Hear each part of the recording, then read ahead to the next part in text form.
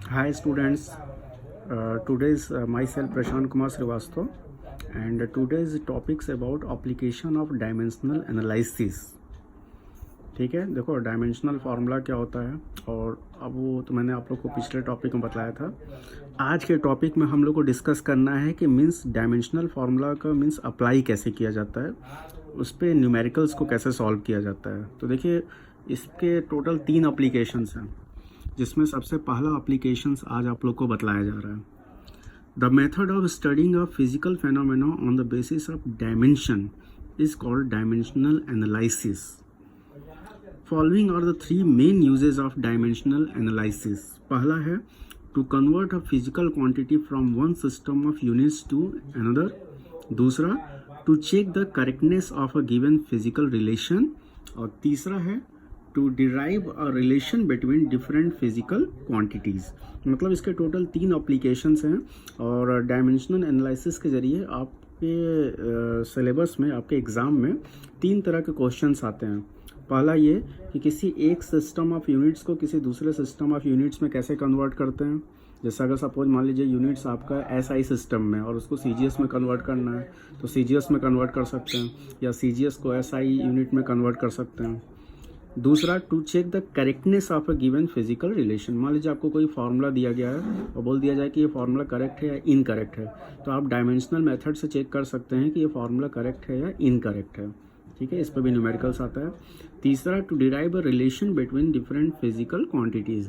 जैसे फिजिक्स में बहुत सारे फार्मूले होते हैं और उस फार्मूले को भी आप डायमेंशनल मेथड से आप डिराइव कर सकते हैं। जैसे एग्जांपल के तौर पे फोर्स का फार्मूला होता है F = m/a, और इस सपोज बोल दिया गया कि इस फार्मूले को आप डिराइव करिए, तो डायमेंशनल मेथड से आप इस फार्मूले को प्रूव कर सकते हैं। कोई भी फार्मूला हो, आप किसी भी फार्मूले को इस मेथड से डिराइव कर सकते हैं। ठीक है, तो बाय द वे आज हम लोग को सबसे पहला एप्लीकेशन पढ़ना है conversion of one system of units to another. तो देखिए, how can a physical quantity be converted from one system of units to another. Explain it with the help of a suitable example. अब देखिए किसी एक system को किसी दूसरे system में कन्वर्ट करना है, तो उसके लिए आपको यहाँ पे डिस्कस किया जा रहा है। If U1 and U2 are the units of measurement of a physical quantity and N1 and N2 are the corresponding numerical values. जैसे अगर मान लीजिए किसी पहले सिस्टम में N1 क्या है, न्यूमेरिकल वैल्यू है, और U1 क्या है, यूनिट्स है, और N2 U2 क्या है, किसी दूसरे सिस्टम के लिए न्यूमेरिकल वैल्यू और यूनिट्स है। जैसे एग्जांपल के तौर पे N1 U1 मान लीजिए SI सिस्टम को रिप्रेजेंट कर रहा है और N2 U2 जो है वो CGS सिस्टम को रिप्रेजेंट कर रहा है। तो इस फॉर्मूले से एक सिस्टम को दूसरे सिस्टम में हम कन्वर्ट कर सकते हैं। जैसे मान लीजिए 1 जूल आपको पता है कि this is the units of energy, और इसके अलावा 1 जूल को अगर कन्वर्ट करना है अर्ग में, तो अर्ग किसकी यूनिट्स होती है, अर्ग भी जो है एनर्जी या वर्क की यूनिट होती है, किसमें, सीजीएस में होता है। तो जूल को अर्ग में कन्वर्ट करने के लिए आप चाहो तो इस मेथड का यूज़ कर सकते हो, लेकिन एक चीज़ का ध्यान रखिएगा कि दोनों जो यूनिट्स जो हैं वो मतलब एक ही फिजिकल क्वांटिटी को रिप्रेजेंट करना चाहिए। आया समझ में। Let M1, L1 and T1 be the sizes of a fundamental units of mass, length and time in one system, and M2, L2, T2 be the corresponding units in another system. U1 is the U1, जैसे U1 आपका क्या है, ये मतलब किसी first system के लिए, और U2 क्या है, किसी दूसरे सिस्टम के लिए। तो U1 क्या है, M1 to the power A, L1 to the power B, T1 to the power C, और U2 क्या है, M2 to the power A, L2 to the power B and T2 to the power C। और तो ये M, L और T क्या है, M मास को रिप्रेजेंट कर रहा है, L लेंथ को रिप्रेजेंट कर रहा है और T टाइम को रिप्रेजेंट कर रहा है। ठीक है, और A B C क्या है, ये तीनों का डायमेंशन है। मैंने कल भी आप लोगों को बताया था कि किसी भी मतलब सिस्टम में अगर M अगर है, M अगर मास के डायमेंशनल फार्मूला को रिप्रेजेंट कर रहा है, तो उसका जो पावर जो होता है उसको डायमेंशन बोला जाता है। तो A जो है मास का डायमेंशन है, B जो है वो लेंथ का डायमेंशन है, और C जो है वो टाइम का डायमेंशन है। ठीक है, और U1 फर्स्ट सिस्टम के लिए और U2 जो है वो सेकंड सिस्टम के लिए। ये समझ में आया। तो ये फार्मूला आपको अप्लाई करना है वन सिस्टम को सेकंड सिस्टम में कन्वर्ट्स करने के लिए। जैसे जूल को अर्ग में कन्वर्ट करने के लिए या अर्ग को जूल में कन्वर्ट करने के लिए। ठीक है, ऐसा बहुत सारे हैं जिसमें हम लोग एसआई सिस्टम को सीजीएस सिस्टम में क्या करते हैं, कन्वर्ट करते हैं। आप लोगों ने प्रीवियस क्लास में पढ़ा होगा कि जैसे केजी को ग्राम में कन्वर्ट करना है, मीटर को सेंटीमीटर में कन्वर्ट करना है, तो उसके लिए ये सिस्टम अप्लाई किया जाता है। अब देखिए, अब इस पे यहाँ पे N1U1 is equal to N2U2 होता है, जस्ट मैंने आपको बताया N1U1 is equal to N2U2। अब आप एक काम करिएगा, इस U1 U2 की वैल्यू को यहाँ पे आप पुट कर दीजिए। तो पुट करने के बाद क्या आएगा, U1 की जगह क्या रखेंगे, M1 to the power A, L1 to the power B and T1 to the power C। और U2 की जगह क्या होगा, M2 to the power A, L2 to the power B and T2 to the power C। Solve करिए, तो solve करने के बाद देखिए यहाँ से N2 निकल जाएगा and N2 is the numerical value of second system. तो किसी सेकेंड सिस्टम का न्यूमेरिकल वैल्यू अगर निकालना है तो N2 इस फॉर्मूले से निकल जाएगा। N1 is the units of first system, M1 upon M2 to the power A, L1 upon L2 to the power B and T1 upon T2 to the power C। ठीक है, आया समझ में। This equation can be used to find the numerical value in the second or new system of units. तो किसी दूसरे system का आप मीन्स न्यूमेरिकल वैल्यू आप इस फॉर्मूले से निकाल सकते हैं। जैसे आपको पता है कि जूल में वर्क की न्यूमेरिकल वैल्यू कितनी होती है, 1 जूल बोला जाता है। तो न्यूमेरिकल वैल्यू कितनी है, 1।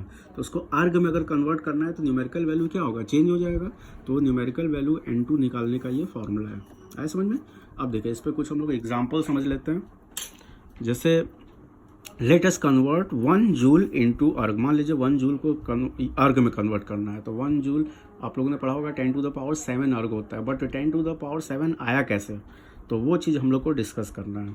हाँ, तो अब देखिए, joule is as a unit of energy and erg is the CGS units of energy. ये तो आपको पता है कि जूल और अर्ग दोनों जो है एनर्जी के ही यूनिट्स हैं, लेकिन जूल जो होता है वो एसआई सिस्टम में होता है और अर्ग जो है वो सीजीएस सिस्टम में होता है। ठीक है, dimensional formula of energy is ml² T-2। और ये बताइए, एनर्जी का डायमेंशनल फार्मूला ml² T-2 होता है, ये भी आपको पता है।